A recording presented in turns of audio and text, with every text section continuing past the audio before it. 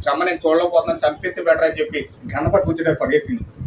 గన్న పట్టుకుని వస్తే దాని పరిస్థితి అలా ఉంది. మరి చూడలేక, బాధ చూడలేక, చంపెత్తి చచ్చిపోతుంది కదా, బాధ నేను చూడలేని బాబోయ్ అని గన్న పట్టుకొచ్చాడు. ప్రవర్త ఆపి వద్దు, చేయొద్దు, మనం అలా చంపకూడదని చెప్పేసి గన్న తీసేసుకున్నాడు. చూసేసాడు, వెళ్ళిపోయాడు. ఆ దాన్ని చూసి ఈయన మాతృదినోత్సవం అమ్మ ప్రేమ అంటే ఏంటో ప్రసంగం చేసేసాడు. ప్రసంగం చేసేసి మళ్ళీ వచ్చేసి ఇంటికి వచ్చేటప్పుడు అది అలాగే ఉంది. అక్కడే కూర్చొని ఉంటే గదిలోకి వెళ్ళి ప్రార్థన చేయడం మొదలెట్టాడు. ఏంటి ప్రభు దాని పరిస్థితి ఏంటి? నేనే పంపించాను దాన్ని, నువ్వు ప్రార్థన చేస్తే వెళ్ళి స్వస్థపడుతుంది, వెళ్ళి ప్రార్థన చేయన్నాడు. అయ్యో నన్ను క్షమించి ప్రభు, నేను కనుగొనలేకపోయాను, నాకు సారీ అని చెప్పి పరుగులు వెళ్ళి దాని మీద చెయ్యించి ఎప్పుడైతే ప్రార్థన చేశాడో వెంటనే అది స్వస్థత పొందుకున్నాను. స్వస్థత పొందుకున్న రోడ్ అవతలకి వెళ్ళి ఇలా చూసి బాయ్ గాడ్ బ్లెస్ యు సహోదరుడా అన్నట్టుగా చెప్తుందంట. హల్లెలూయా. నిజంగా తల్లి యొక్క ప్రేమ చాలా గొప్పదండి. ఆ తల్లి నిజమైన పిల్లల్ని ప్రేమించడానికి అర్థం ఏంటంటే తన జీవితం దారిపోస్తారు, ప్రార్థిస్తారు. అందుకే నిజమైన తల్లి దేవుడు, మన దేవుడు ప్రభువు యేసుక్రీస్తు నీకు నాకు రక్షణ ఇవ్వడం కోసం, నీకు నాకు ఆ యొక్క జీవనం ఇవ్వడం కోసం ఆ గెచ్చమనే తోటలో నీరు రక్తమైపోయేలాగా, చెమట రక్తమైపోయేలాగా రేయింబవలు కూడా అక్కడ ప్రార్థిస్తున్నాడట.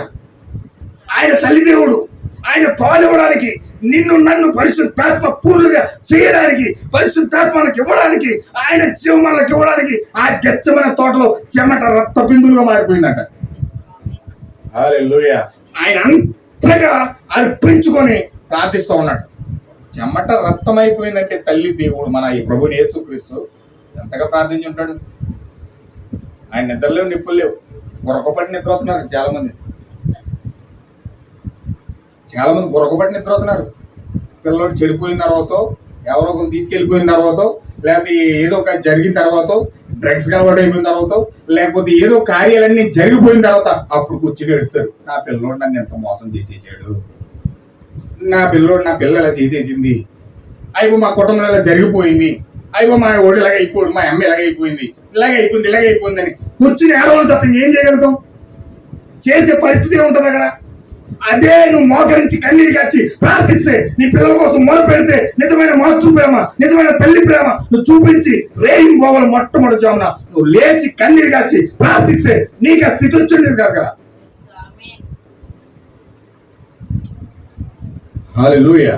దేవుడు నాకు మహిమ కలుగును గాక. ఈరోజు అనేక మంది చేసే లోపం ఏంటంటే బద్ధకస్తులు అయిపోయారట. ఈ లౌకిక సంఘకాలం యొక్క ఆత్మ ఏంటంటే బద్ధకపు ఆత్మ, నిర్లక్ష్యపాత్మ. వెళ్దాంలే, చేద్దాంలే, ఉందాంలే, ఏంటి నిర్లక్ష్యం, భయంకర నిర్లక్ష్యం. ఏది చేయవలసిన టైంలో చేయరు, ఏది ఉండవలసిన సమయంలో ఉండరు. రకరకాలుగా ఎంత భయంకరమైన బద్ధకపాత్మ, నిర్లక్ష్యపాత్మ ఈరోజు ప్రజల మీద ఉందంటే అదే గాఢమైన నిద్రపుచ్చాత్మ అంట. లౌకిక సంఘకల్ప ఆత్మ. ఈరోజు లౌకిక సంఘకల్ప ఆత్మ కిందుండి మేము పరిశుద్ధులు, మేము ధనవంతులు, మేము అడ్డోట్లు, మేము ఇట్టంటోలు, మాకు వాక్యం తెలుసు, మాకు పరిశుద్ధి తెలుసు, మేము పవిత్రులు, మేము పరిశుద్ధులు అని చెప్పుకుంటా ఉన్నారు.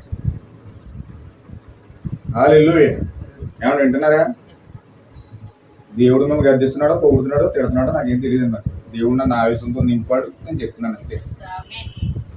దేవుడు మాట్లాడుకుంటూ తీసుకోండి, నేను గర్దిస్తున్నాను అనుకుంటే నాలో కోపం పెట్టుకున్నాను. హల్లెలూయా. కానీ దేవుడు ఖచ్చితంగా సరి చేసినప్పుడు సరి చేయబడాలి.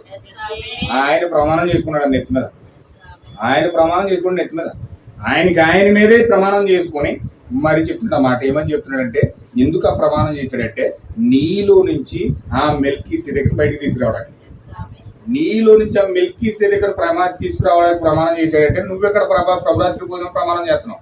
ఏం ప్రమాణం చేస్తున్నాడు? ప్రభువా, నేను మెల్కీసెదెకును తీసుకొస్తాను, నేను ప్రార్థిస్తాను, నేను మొరపెడతాను, నేను వాక్యం చదువుతాను, వర్తమానం చదువుతాను, జీవంతో నింపబడతాను, నీ సన్నిధిలో ఏమాత్రం కూడా నిర్లక్ష్యంతో ఉండను, నీ సన్నిధిలో ఏమాత్రం కూడా అహంకారంతో ఉండను, నీ సన్నిధిలో ఏమాత్రం కూడా నేను బద్ధకస్తురాలుగా ఉండను. ప్రభువా, నేను కన్యక, నిజమైన కన్యక వలె, నిజమైన జీవం కలిగి, నిజమైన పరిశుద్ధాత్మ కలిగి నీ సన్నిధిలో సహవాసం చేస్తాను ప్రభువా అని ఎప్పుడైతే ప్రమాణం చేసి నిలబడి అక్కడ నీ జీవితం అంతా కుమ్మరించుకొని అక్కడ నువ్వు సమర్పించుకుంటావో, నీ భవిష్యత్ అంతయు కూడా దేవుడు పరిశుద్ధాత్మతో నడిపించి ముందుకు తీసుకెళ్తాడు.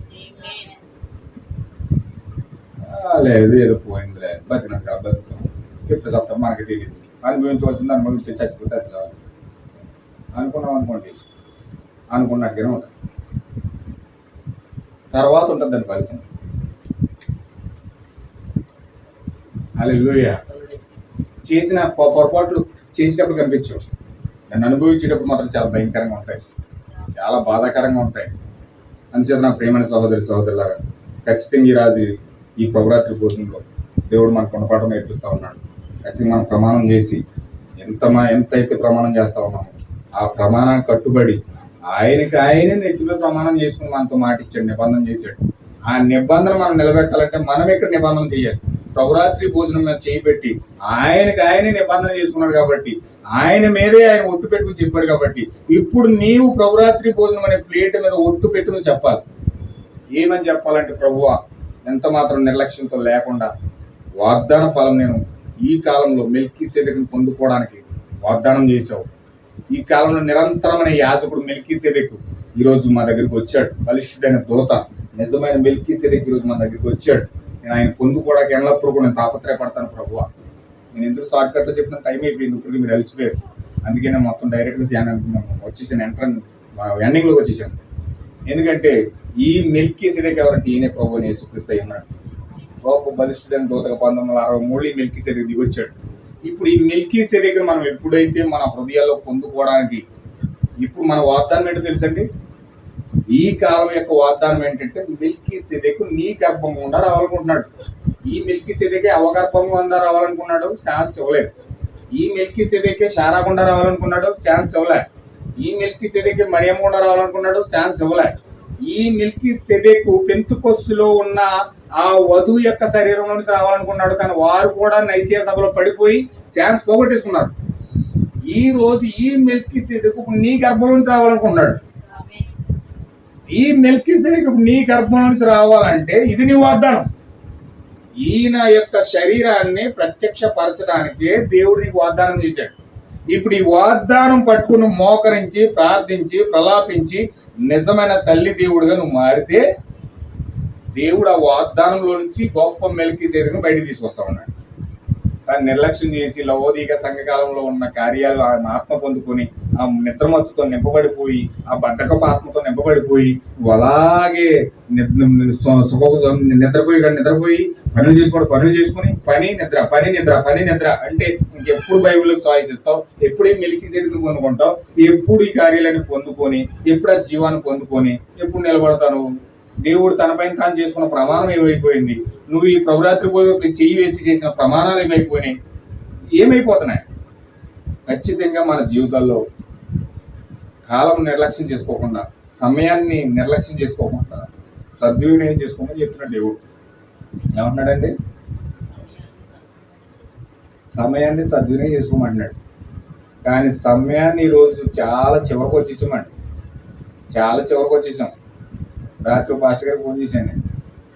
ఆయన ఆల్రెడీ అన్నాడంటే ఒక మాట, అసలు వర్తమానం కొత్త పోపు మన సోమవారం వచ్చాడు. ఆ పోపు కోసమే విలియం బ్రహ్మ ప్రవచించాడు. ఇద్దరు పోపులు వస్తారు. మొదటి పోపు ఏమో జాన్ కెనడీ, ప్రవర్త టైంలో 1954 వచ్చాడు అతను. రెండవ పోపు ఏమో అమెరికా నుంచి రెండవ పోపు వచ్చినప్పుడు ప్రపంచం ఏకప్రపంచ విధానానికి తెరతీస్తుంది అన్నాడు. ఏక ప్రపంచం వన్ వరల్డ్ గవర్నమెంట్కి తెరతీస్తుంది అన్నాడు. ఇప్పుడు వన్ వరల్డ్ గవర్నమెంట్ రావడానికి అమెరికా నుంచి పోపు రావాలి. ఇప్పుడు మొదటి పోపు ఏమో కెనడీ. ఆ కెనడీ వచ్చినప్పుడే అక్కడ స్త్రీలకు ఓటు హక్కిచ్చి ఆ ప్రపంచం అంతా కూడా ఏకమవడానికి ప్రయత్నం చేశాడు. అది అక్కడ ఆగిపోయింది. ఇప్పుడు రెండవ పోపు వచ్చి అమెరికా నుంచి వచ్చిన రెండవ పోపు ప్రపంచ వన్ వరల్డ్ గవర్నమెంట్ రావడానికి అతను పురుగొల్పడం ద్వారా ప్రపంచం ఏకప్రభుత్వంగా ఏర్పడుతుందని చెప్పాడు. ఇప్పుడు అది చెప్పినట్లుగానే ఆ యొక్క పోపు అమెరికా నుంచి ఆ తెగ నుంచి వచ్చాడు. అతను రోమన్ క్యాథలిక్ సంబంధించిన వ్యక్తి. ఇప్పుడు అతను వచ్చిన తర్వాత ఇప్పుడు ప్రపంచం అంతా ఆగలుగులు ఉంది పోపు కోసం. క్రైస్తవులు కూడా ఇప్పుడు ఎవరికి దిక్కులేదు. క్రైస్తవులు కూడా దిక్కుముక్కు లేవు. వాళ్ళు ఏ దిక్కు దొరుకుతుందని చూస్తున్నారు. ఎవరు మమ్మల్ని ఆదరిస్తారా, ఎవరు మమ్మల్ని అధికారం ఇస్తారా, ఎవరు మా పక్షాన్ని నిలబడి పోరాడతారని చూస్తున్నారు. అలాంటి ఆకలి సృష్టించాడు ప్రపంచమంతా కూడా. ఇప్పుడు ఎవరైతే నేను ఉన్నాను అని ఎదరకు పోపు వచ్చాడంటే మొత్తం తొక్కేశారు. ఇంకా ప్రాణాలు కాపాడుకోలేట, మొత్తం మనం వేసిపోతుంది. ప్రాణాలు కాపాడుకోవాలంటే ఇలా దూరేయాలి. ఇప్పుడు నీ ప్రాణం కాపాడుకోవాలంటే అందులోకి వెళ్ళిపోతారు ప్రతి ఒక్కరు కూడా. ఇందులోకి ఓల్డ్ కౌన్సిల్ చర్చెస్ WCCలో జాయిన్ అవ్వాలి. ఇప్పుడు ఆ యొక్క పాస్టర్ జాయిన్ అయ్యాడంటే ఆ పాస్టర్ కింద ఉన్న వాళ్ళందరూ కూడా అందులో జాయిన్ అయినట్టే. ఇప్పుడు దాన్ని బయటికి తీసుకురావడానికి పోగొచ్చాడు. అది రాకముందే ఒక వారం రోజుల క్రితమే పోపు చచ్చిపోయినప్పుడే మన మెసేజ్ పాస్టర్ ఒక ఆయన ప్రవశించాడు. ఏమని ప్రవశించాడంటే, అమెరికాలో తెగకు చెందిన వ్యక్తి లైన్లో ఉన్నాడు, సమయం అనేది లేకపోతే దేవుడు ఆ వ్యక్తినే రంగం మీదకి తీసుకురాబోతా ఉన్నాడు అన్నట్టు. ఎప్పుడైతే ఆ మాట పలికడు వచ్చిన తర్వాత ఆ వ్యక్తి మాట్లాడుతూ ఉన్నాడు అనమాట. అంటే సమయం అనేది లేకపోతే అని వాడాడు అక్కడ పదం.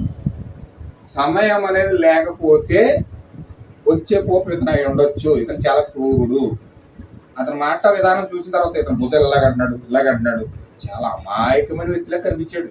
అసలు అతని ముఖంలో ఎంత అమాయకం ఉందంటే, దానియేలు అమాయకపు రాజు ఎవరంటే ఆ రోజే చాలా అమాయకపు రాజులో కనపడతాడు, కానీ ప్రపంచాన్ని దోచేస్తాడు అన్నాడు.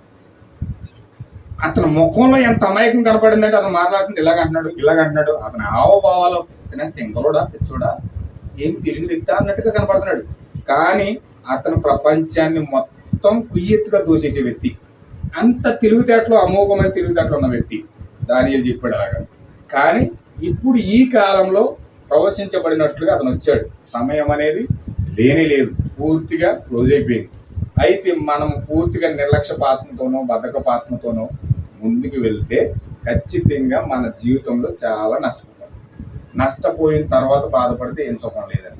అందుచేత ఖచ్చితంగా నా దీపాలు వెలిగించుకొని మనం ఖచ్చితంగా వాక్యం కోసం పోరాడి ఉన్నన్ని రోజులే శుభ్రంగా ప్రార్థన చేసి దేవుని యొక్క మహాకృపను బట్టి ఆ ప్రమాణాన్ని మనం పొందుకొని వాగ్దానాన్ని పొందుకొని ఎప్పుడైతే మెల్కీసెదెకును ప్రత్యక్షపరిచే అంత స్థితిలో మనం వెళ్ళామో అప్పుడు దేవుడు మనల్ని అద్భుతమైన శక్తిగా మార్చి రూపాంతరపరిచి మధ్యాకాశం తీసుకెళ్తా ఉన్నాడు.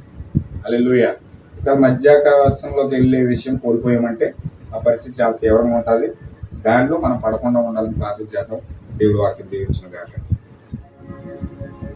దేవుడి మీద మాట్లాడాడు కాబట్టి ప్రభురాత్రి భోజనం కోసం ఎంతో అద్భుతంగా దేవుడు మనతో మాట్లాడాడు, మనం గర్తించాడు, సరిచేయాలని దేవుడు ఇష్టపడతా ఉన్నాడు.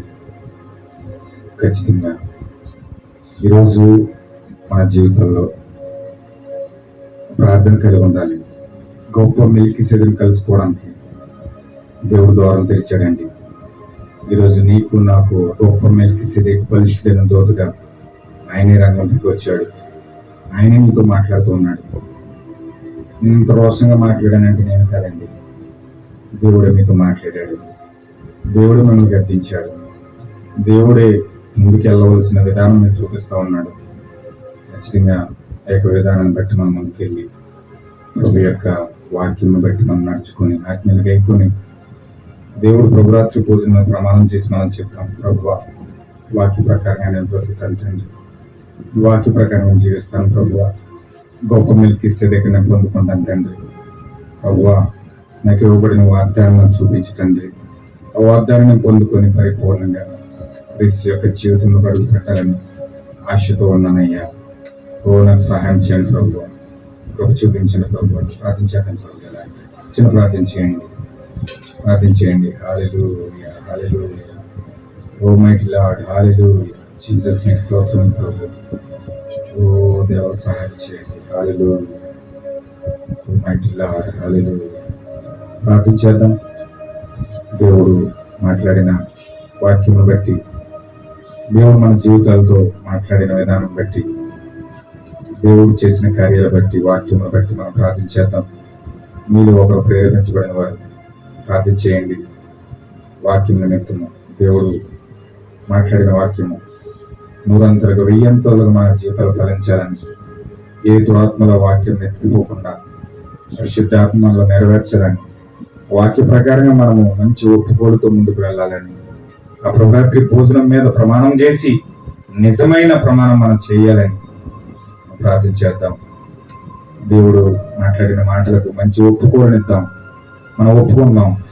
ప్రభువా నన్ను క్షమించు ప్రభువా, ఇంతవరకు తెలిసి తెలియక నేను ఏదైనా లోటుపాట్లతో జీవిస్తే, ఓ ప్రభు, ఇంతవరకు నాకు తెలిసి తెలియకుండా ఏదైనా సమస్య తలెత్తితే దేవా, నువ్వు మమ్మల్ని క్షమించి నువ్వు చేసిన ప్రమాణాన్ని జ్ఞాపకం చేసుకో ప్రభు.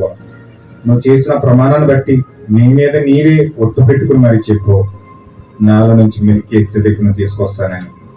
దాన్ని పొందుకోవడానికి నేను ఇక్కడికి వచ్చాను. దేవ, నా జీవితంలో గొప్ప పునరుద్ధానపు శక్తి, ఆ మేల్కొలుపు శక్తి, ఓ క్విక్ పవర్, ఓ నిజమైన పరిశుద్ధాత్మ శక్తి, ఓ దేవా, నాలో నుంచి రావాలి ప్రభువా. నేను వధువుగా మారాలి ప్రభువా. నేను నిజమైన మెల్కీసెదెకు జన్మనిచ్చే తల్లిగా మారాలి ప్రభువా. ఓ దేవా, మాతృ దినోత్సవం రోజున ఈ రోజు నిజమైన తల్లిని గుర్తింపజేశావు. ఆ తల్లిగా నేను ఉండాలనుకుంటా ఉన్నాను. నిజమైన తల్లిగా ఉండాలనుకుంటా ఉన్నాను. ఓ ప్రేమించే తల్లిగా ఉండాలనుకుంటున్నాను ప్రభువా. సహాయం చేయండి ప్రభువా. ఓ సహాయం చేయండి ప్రభువా. ప్రభు యేసుక్రీస్తుకు నిజమైన తల్లిగా ఉండాలనుకుంటున్నాను. నిజమైన మాతృ తల్లిగా ఉండాలనుకుంటున్నాను. ఆ కుమారుడు భవిష్యత్తులో ఎదగాలంటే, ఆ కుమారుడు నాలో ఫలించాలంటే నా జీవితంలో కన్నీటి ప్రార్థన ఉండాలి ప్రభువా. నా జీవితంలో కన్నీటి ప్రార్థన ఉండాలి ప్రభువా. నాకు సహాయం చేయండి ప్రభువా. ప్రార్థించండి.